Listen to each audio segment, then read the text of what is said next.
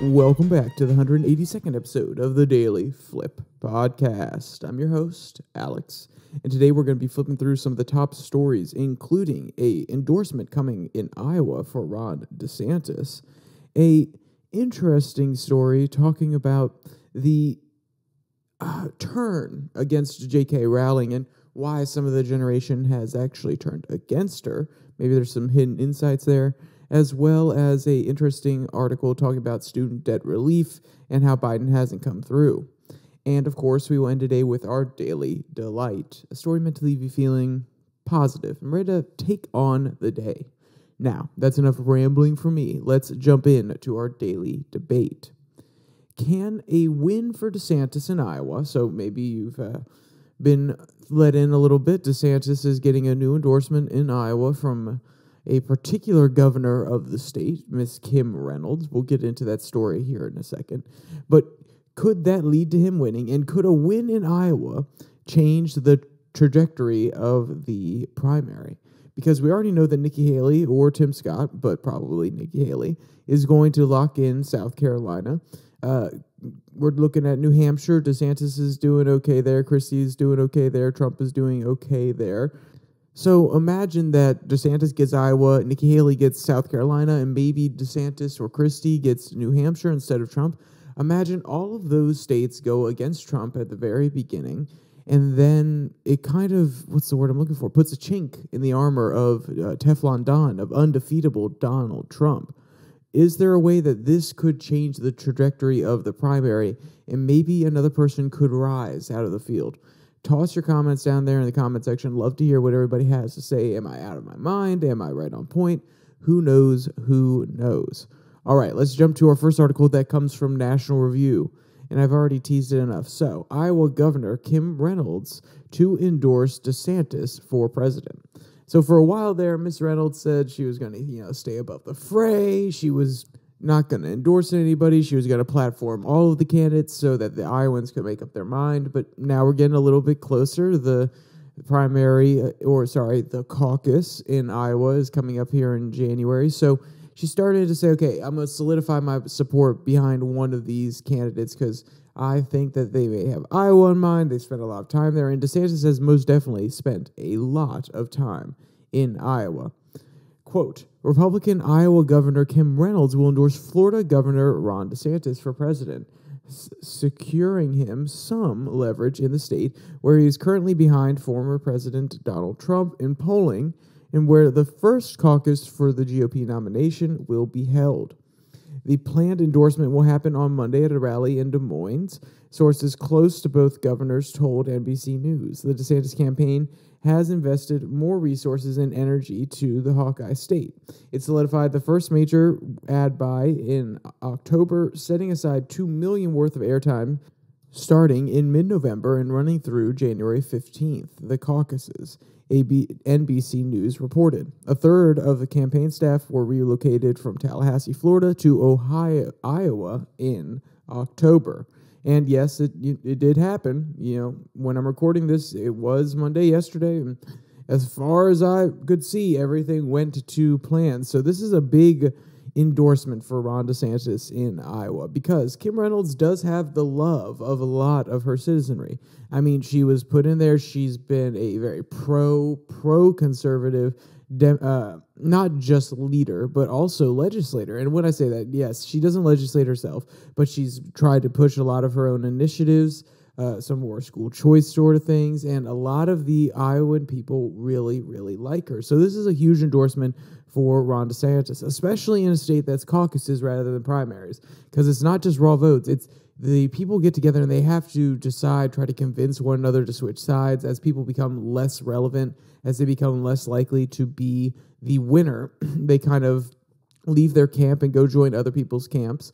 So with something like this, and now you can have in the back of your pocket as a negotiating tool when you're at the caucus, you say, but hey, I know you may not like this policy, but Kim Reynolds, she endorsed him, and she obviously knows what she's talking about. She's done some things right, and DeSantis has been putting in the legwork here in Iowa. So if DeSantis has a strong showing in Iowa in the caucuses, I think it will, shape how everybody's viewing this race. A lot of people have been saying, oh, well, look at his national polls. And DeSantis has always hit back with, excuse me, this is a state-by-state affair, okay? This is something where the national polls don't matter as much as the polls in each state, and if we can focus in on them and get the crucial votes while we're there, then, hey, that's what we want to do, and that's how we're going to do it. And then also think about the momentum. When somebody comes out of a win in a primary, I mean, Ted Cruz won Iowa in 2016, and Trump still won the election overall, but the field was a little bit more packed at that point. There's no doubt about that. But also the momentum that builds, which is, like I said earlier, there's a chip into the Teflon Don. Okay, Don isn't the one and only. He is not the presumed nominee. It's, there's actually some challenge here. People will get their, a little bit more, what's the word? They can have something else to associate with Ron DeSantis besides his governing, which is, he just won Iowa. Like, that's a pretty big deal. So he could, if he does it right, especially coming out of this debate in I believe it's in 2 days now, he could really shape this up to be an election that is going to be really, really beneficial for him. Now, will it happen? I don't know. He may still lose the caucuses. There may be enough Donald Trump support. But when you have the person, Kim Reynolds, saying, hey, I know you trusted me. You put me in office, and I got all these great things done and that you guys really love. I know you trust me. I love you guys as my voters, and I'm telling you, the best person to be the presidential candidate is Ron DeSantis. Us Iowans will love Ron DeSantis. That's going to have some sway, and I think that it will have enough that DeSantis will have an opening to win Iowa. He just has to keep things rolling, to keep the ground game strong, and not make any major flubs before January. But that's almost 2 and a little. No, it's probably more like 3 months away at this point. So come on. It's politics. Anything, I repeat, anything could happen. So what is the, how should I say this? How is the Iowan populace feeling about Trump, or, what is the sentiment and the difference between Trump and DeSantis in Iowa? Quote, in Iowa, Trump leads DeSantis by 27 points, according to a recent NBC News / Des Moines Register / wow, okay, there's lots of slashes here, Mediacom poll conducted October 22nd through Thursday. DeSantis is also tied for second place with former UN Ambassador Nikki Haley. The survey showed that the majority of likely caucus goers, 54%, said that they could be convinced to change their nominee selection, but 41% had locked in their choices. Even before he announced his bid for president, DeSantis received endorsements amounting to more than a third of the Republicans in the state legislature, more than any GOP candidate received in 2016. DeSantis spent a lot of time interacting with voters in Iowa at various functions and fundraising events. As of November, DeSantis has made Iowa his most visited state, stopping at 87 counties out of 99, NBC News added. So, hey, that's a lot of ground game. That is a lot of retail politics. That is a lot of getting your face out in front of the voter. And I don't know if it's necessarily helping as much as he would want, considering the poll that has Trump up by 27 points. I mean, think about it this way. Retail politics serves a few different purposes. One of those purposes is to get out there and show the people you care, but the other purpose is to get out there so people know you. And guess what? Trump doesn't really have a problem being known. Everybody, he is a known quantity in this primary election, and he's been to Iowa before. He's gotten out in front of them, and he's given them the time of day. Now, he's not doing it as much, which, like I said, is one part of it, showing the voters that you still care about them, that you're still willing to go into Iowa. And he hasn't done it as much as DeSantis, but DeSantis isn't just doing it to let people understand that he cares. He's also doing it to really build name recognition. And when Trump has already done that half of the battle, it will be interesting to see if DeSantis has done enough to overcome that name ID that he has, and he's talked to enough people and shown that he's cared enough in order to, how should I say, catapult him to the top. But with 51% of people saying they're willing to have their minds changed, which, I mean, going into a caucus, that's the whole point. You negotiate, you work, you try to convince other people why your candidate's the best. There still could be a massive shift, but it will be split between the other candidates, and that's why DeSantis is still going to have a hard time. Hopefully the field kind of narrows a little bit going into the caucuses after this upcoming debate. So there's one last quote. It's a really quick one.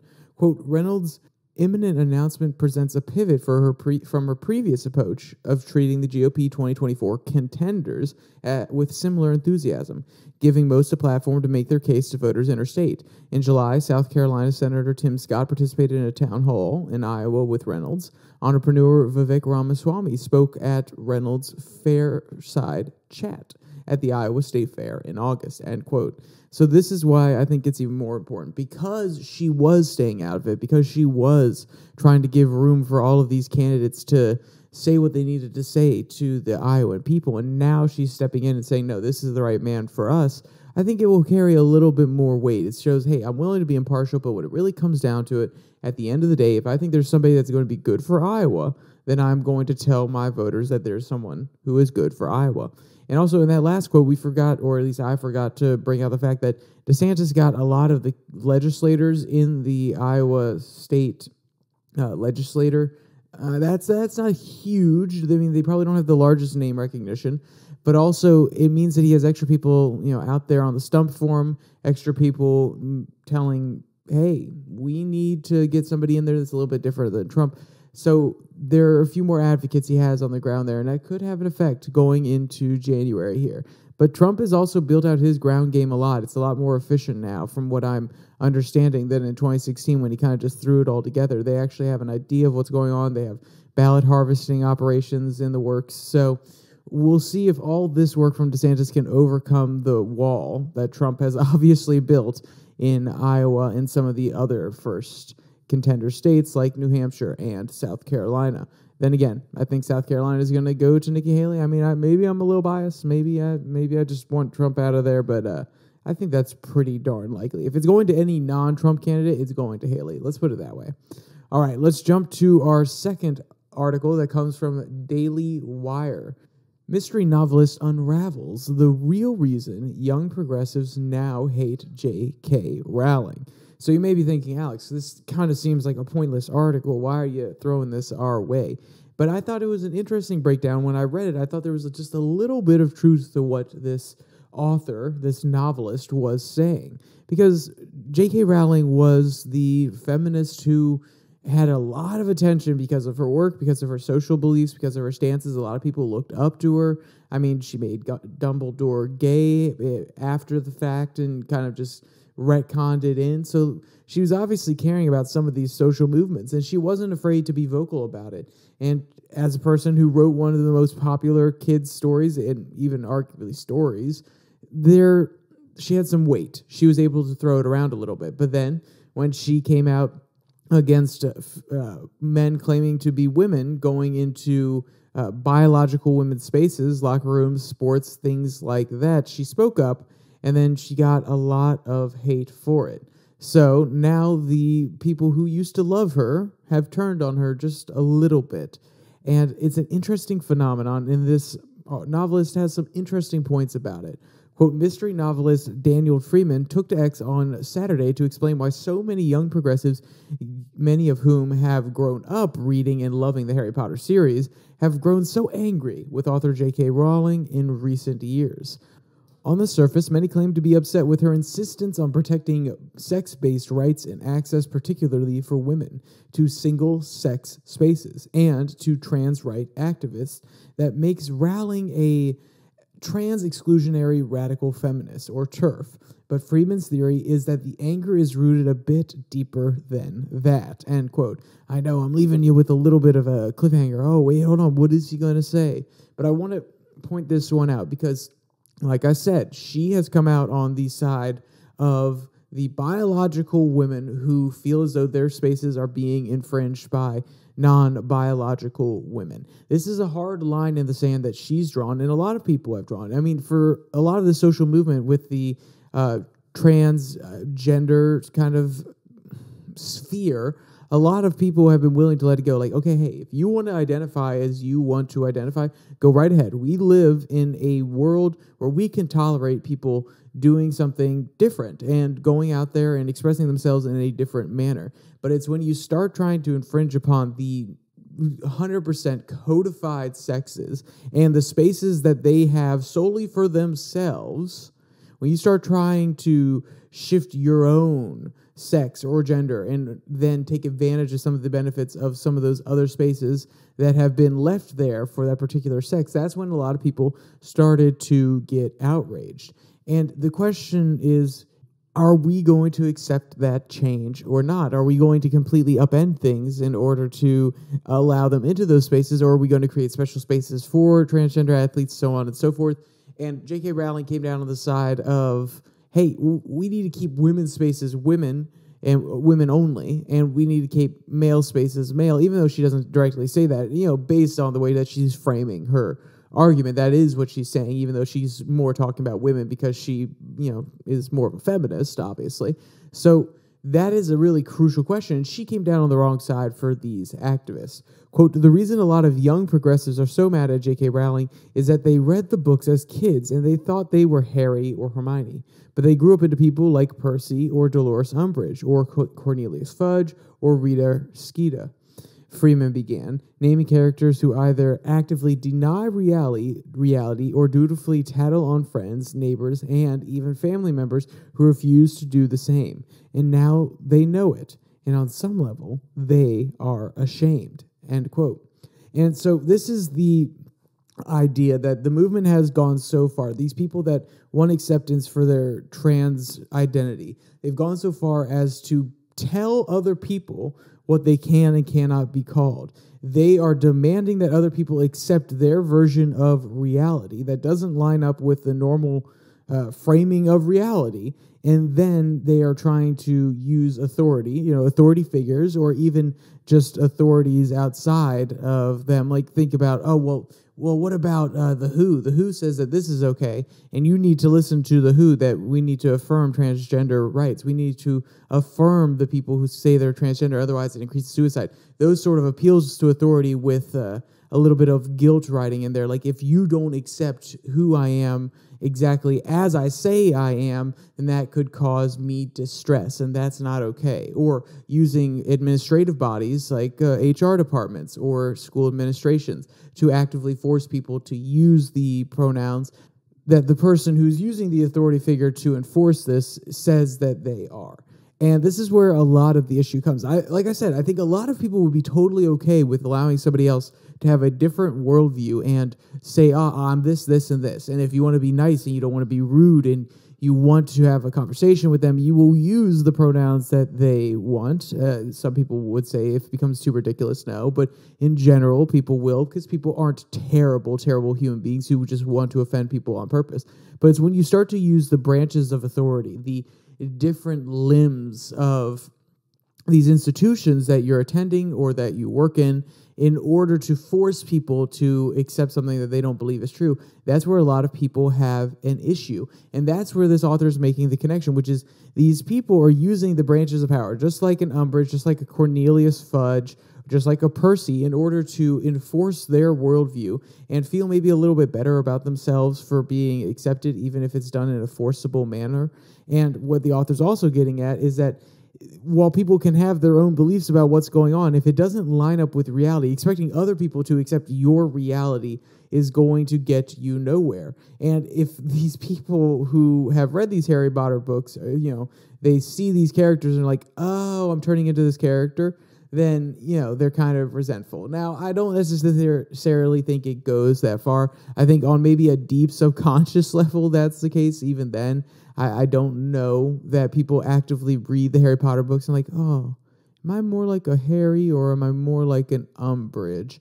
I don't know. I don't think that people are that introspective. They read them to enjoy them. But maybe there are those people, maybe on a subconscious level, they're seriously having that debate with themselves. So I think there's an interesting, they talk about Umbridge a lot, and Umbridge is a character, let's be clear, I never read the books. So Umbridge is a character that's featured a good amount in I believe it's the fourth movie, if I'm not mistaken. It's Order of the Phoenix, I'm pretty sure, but I could be wrong on that one. But she's featured a lot, and a lot of people don't like her. So this is one comparison that I think needs a little bit further expanding, from the author using his words. Quote, Dolores Umbridge, the bureaucrat sent by the Ministry of Magic to rein in Professor Dumbledore, the headmaster of the and one of the truly powerful people who is unafraid to speak the truth, behaved almost exactly as Fudge did. Umbridge insists that the students do not need to learn magical defense because nobody is going to attack them. Every time Harry protests, Umbridge punishes him sadistically. Friedman added, she refused to tolerate any evidence of the truth that conflicts with her ideology and zealously prosecutes heretics who speak against her beliefs. You can see the connection that he's trying to get at there. You can see what he's trying to say. People that don't accept the worldview of people who identify as transgender, they are evil, they are bigoted, they are hateful, they are trying to harm them, they are causing violence towards them. You can see where he's trying to make that connection there. Quote, Friedman's conclusion was simple. 20 years ago, Umbridge, who zealously believes in the righteousness of her ideology and in the face of increasing evidence to the contrary, attempts to suppress that evidence and punish those who present it rather than changing her beliefs. Probably read as a right-wing figure. But today, she's the perfect model of a woke bureaucrat, end quote. And I think that, one, that's very, very true, that there were lots of right-wing fascist kind of ideas with the Ministry of Magic, and you can read into those what you want. I don't want to go any further with that one because YouTube will be mad. But those were definitely the intended allusions, and yet now it seems to portray one other side of the aisle. Now, I do want to put a buffer in here, which is not every person that identifies as transgender, not every person that holds this worldview is so, I don't want to say militant, but they're not so insistent on other people accepting them. I've met a whole number of them throughout my years that they're like, hey, just let me do me and you do you, and there you go. As long as they're not directly trying to interfere in other people's lives and force somebody else to do something, say something that they don't believe, then it's not a problem. But the small vocal minority that is very militant about it, very insistent that everybody accept their worldview, those are the ones that are going to cause more social strife going forward. And, you know, at the end of the day, you could compare them to an Umbridge or a Fudge. And I think Friedman's getting to something here. He's maybe a little bit over the top, but, you know, he is an author, and that's what they do. They tend to go a little bit above and beyond. All right, so let's jump to our final article that comes from the American Prospect. Student debt relief is a narrow path. So obviously Biden said that he was going to relieve the debt of a lot of the people who are voting for him, a lot of the younger voters who are feeling crushed by the student debt plans that they took on and are having to deal with in every single day or every single month. The interest payments are too large, or during COVID there was a pause and they stopped paying and then they kind of got out of the habit of paying. There are lots of different paths that have led here to a point where student debt relief is an issue for a large majority of ex-college students, and there are a few different paths forward, and the education department has proposed a few different ones, and now it kind of just feels like I'm basically using the same language, so let me just read the quote for you. Quote, the department has proposed 4 different provisions of debt relief. Borrowers, and yes, sorry, I'll pause here. It's a longer quote, so stick with me. We're going to add some context here and there, but it's a pretty long quote. Quote, borrowers who have federal student loan balances that are higher than the original principal amount because of compounded interest would have them reset to the principal threshold. So if you took out a $25,000 loan and you've been paying it off, but now because of compounding interest, it's $27,000, it will be reset back down to the $25,000. So, you know, a little bit of something. The question will be, is all the interest payments that you've done so far going to go towards that, or is it just going to be, reset to $25,000, you have to start over again? I think there's a little bit more nuance there because it says the principal threshold. So if that means that at the end of the day, it's going to be the same principal, but the interest isn't tacked on, then you're actually still spending a lot of money on that loan. You still put in a lot of payments towards the interest that aren't going to be counted in the future. There's another one, which is borrowers who have been paying for 25 years or more will have their balances fully forgiven. Borrowers whose loans were for career training programs at schools and did not deliver gainful employment would have their balances waived. And those who are eligible for debt forgiveness through existing programs but never signed up for that relief would be granted access to that forgiveness. If you think of this as a system, these elements make a lot of sense if applied on an ongoing basis. That would mean that student loans would have a 25-year term, that borrowers would effectively be automatically enrolled in forgiveness programs, and that balances could not exceed the original principal as long as all payments were made, and that nobody would have to pay for enrolling in a worthless education program. End quote. So I think that last one is very interesting because people wouldn't have to pay for enrolling in a worthless education program. My question would be, and hear me out here, shouldn't you know whether it's worthless or not? So let me lay out a scene for you. You run a small business. You make ice cream. You make soft serve ice cream. It's some of the best soft serve ice cream in the town, 100%.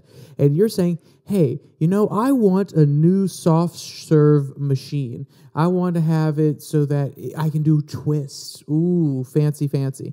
And then you do some research and you find a machine that says it can do twists. And you're like, okay, cool, I'll just order it.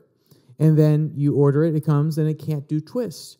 Is it the fault of the buyer for saying it can do twists, or that it could have done twists in the past, but it can't now? Like, it has the nozzle for it, but the twist doesn't actually work? Or is that on you for not going and doing the research and going and seeing the machine and actually testing it out? I think you can make valid arguments for either one, but my question is, with these student loan programs, shouldn't students also do a little bit of research about what the likelihood of getting a job from one of these educational or student, the way they frame it here, they're called career training. So wouldn't a person have to do a little bit of research into those career trainings before they take out a loan in order to actually go to classes? I mean, you're making an investment.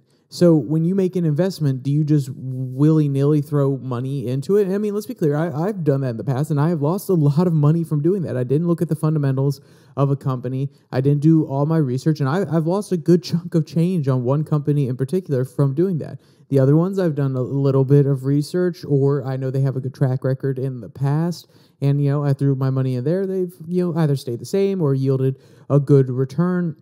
So my point is, when you make an investment, especially something that is an investment in your future career, like a career training program, shouldn't you be doing it for something that is going to have a return when you're putting down that much money in order to go do it? So when they say, yes, these programs that don't actually yield real life results, real careers out of them, that these students should have their loans forgiven, I do empathize, because apparently the career training wasn't enough. But also, shouldn't you have done research to know that some of those career training programs, or maybe you could find a better career training program that does offer lots of opportunities? I think that's an interesting one. The over 25 years of paying down their balance and not paying it off, I understand it. I guess you don't want people to be burdened for so long. I'm pretty sure that would be the thinking, and that sounds really empathetic and nice, but also, hello, you took out the loan. Why should after 25 years you just be able to say, no more? Because if this is an ever-going program,